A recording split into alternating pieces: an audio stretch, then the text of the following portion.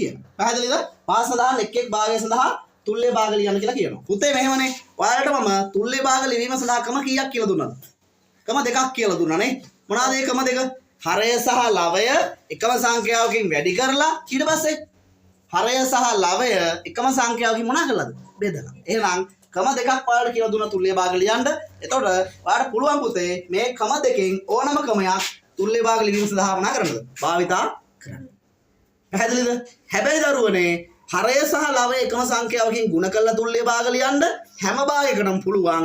හැබැයි දරුවෝ හරය සහ ලවය එකම සංඛ්‍යාවකින් බෙදලා තුල්‍ය භාග ලියන්න හැම භාගයකටම බෑ. පැහැදිලිද? හරය සහ ලවය එකම සංඛ්‍යාවකින් බෙදෙන භාග සඳහා විතරයි අපිට ඒක ඇප්ලයි කරන්න හැකියාව තියෙන්නේ. පැහැදිලිද? හරි. අපි ගානකට යමු. ඊට පස්සේ බලන්න පුතේ පළවෙනි ගාන වාට දෙනවා 4න් 3.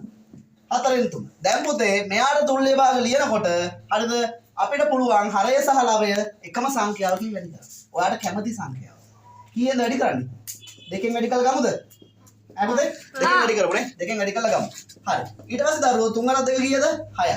4 2 කීයද? එහෙනම් පුතේ 4න් 3ට සමාන වන භාගයක් ඔන්න ලිව්වා කීයද? 8න් 6. ආ එකක් ලියන්න ඕනේ නේ. දෙකක් නේ ලියන්න කියන්නේ. දෙකක්. එහෙනම් 4න් 3 ආය අපි කාගෙන්ද වැඩි කරන්නේ? 3ෙන් වැඩි කරගන්න. 3ෙන් වැඩි කරගන්න. 3 වරක් 3 කීයද? 9. 4 වරක් 3 කීයද? 12යි. එහෙනම් ඔන්න 4න් 3ට අපි තුල්‍ය භාග දෙකක් ලිව්වා. එකක් 8න් 6 අනිත් එක 12න් 9. එහෙනම් පුතේ 4න් 3ට මේ ඩබලම මොකද වෙන්නේ? 100%ක් සමානයි. පැහැදිලිද? ඔය ඩබලම 100%ක් මොකද වෙන්නේ? සමානයි. පැහැදිලිද නැද්ද? දෙවෙනි ගාන. දෙවෙනි ගානට යමු. දෙවෙනි ගානේ තියෙන පුතේ 5න් 2. පුතේ හොඳට බලන්න මේ 5න් 2 කියන භාගෙට බෙදීමේ ක්‍රමෙන් තුල්‍ය භාග ලියන්න පුළුවන්ද? බෑ. හේතුව මෙයාගේ හරය සහ ලවය එකම සංඛ්‍යාවකින් බෙදෙන්නේ බෙදෙනවා කාගෙන්ද? එකෙන් විතරයි. එකෙන් විතරයි දෙන්නම් බෙදෙන්නේ. හැබැයි එකෙන් බෙදලා අපිට මෙයාට තුල්‍ය භාග ලියන්න බෑනේ පුතේ. මෙයාමනේ අපිට හම්බෙන්නේ. පැහැදිලිද? ඒක නිසා මෙයාට තුල්‍ය භාග ලියන්න අපිට භාවිතා කරන්න වෙන්නේ හරය සහ ලවය එකම සංඛ්‍යාවකින් ගුණ කිරීම කියන ක්‍රමවේදය. පැහැදිලිද? right. දැන් බලමු කොහොමද කරන්න පුළුවන්. එතකොට කීයෙන් වැඩි කරන්නේ දරුවෝ? කැමති සංඛ්‍යාවක්. දෙකෙන් වැඩි කරමු. හරය සහ ලවය දෙකම දෙකෙන් වැඩි කරමු. දෙවරක් දෙක කීයද? 4යි. පස්වර දෙක කීයද? 10යි. ඊට පස්සේ දරුවනේ අපි 5න් 2ට තව තුල්‍ය භාගයක් ලියමු. 5න් වැඩි. කීයද 5න් වැඩි කරන්නේ? ලොකු සංඛ්‍යාවක් කියලා වැඩි කරලා බලමු නේ. 5න් වැඩි කරමු.